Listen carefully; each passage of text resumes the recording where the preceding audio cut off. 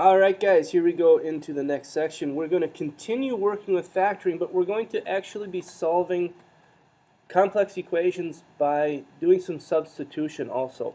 So here we have an equation. It's a fourth degree polynomial. It is x to the fourth. We're expecting 4 answers. It's x to the fourth. How in the world do we do that? Well, what we could do is x to the fourth, x squared. What would happen if I said, okay, let y equal x squared? Then our equation becomes y squared, because x squared squared is x to the fourth,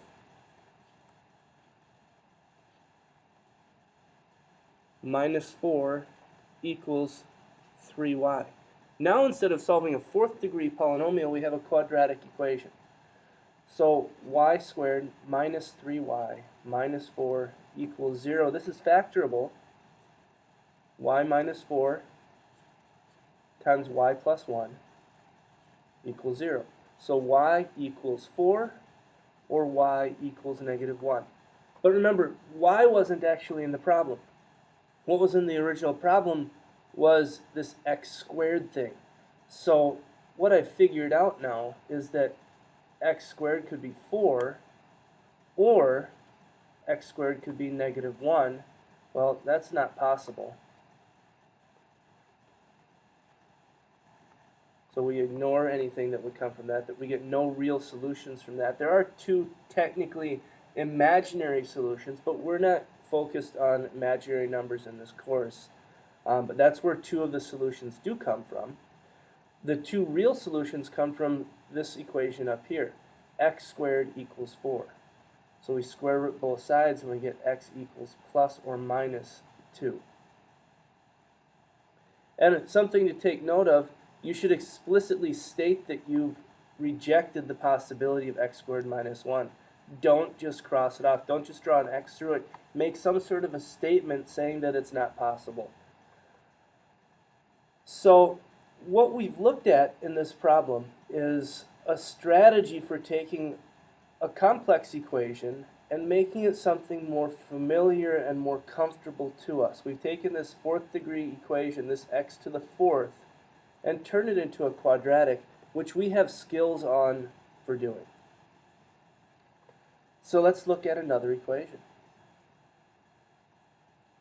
Solve this. Oh my. Wow. Now, I'm seeing the 2 to the x and the 4 to the x. Those are sort of the thing that's causing the problem for me here. And what I'm going to do is I'm going to say I'll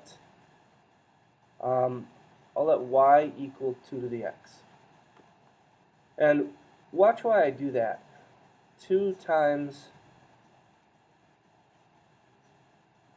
2 to the x squared plus 2 equals 9 times 2 to the x. So what I have as my equation now is 2 times y squared plus 2 equals 9y. Now you might be thinking, well, I'm never going to be able to do that. I'm never going to be able to recognize that sort of thing. I can't do it. Well, yeah, you can.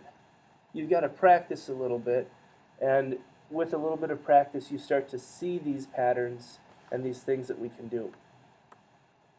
Distribute 2y squared plus 4 minus 9y squared equals 0. It's a quadratic. We need to get the y's all to the same side. Get it equal to 0. We talked about that in the last section.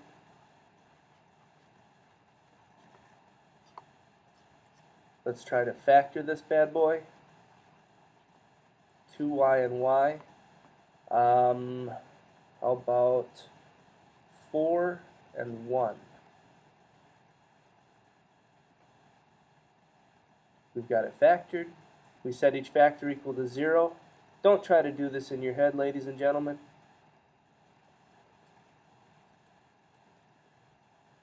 So 2y equals 1, y equals 1/2, or y equals 4. But remember, that's not what we're solving for. We're not solving for y, we're trying to solve for x. So we need to say then 2 to the x could equal 1/2. which means x is negative 1, or 2 to the x equals 4, so x equals 2. And let's go back to the original equation and make sure we don't have any issues with plugging in either one of those numbers. Remember, things like logarithms and square roots, there are some things we can't evaluate. But in this equation, x can take on the value of both of these numbers. We have two solutions. We are done.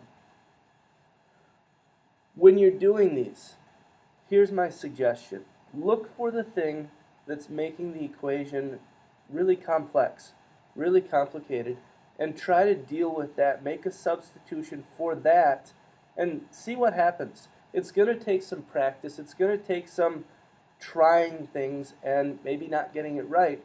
But the more you try these, the better you're going to get at them. That is all for today, ladies and gentlemen.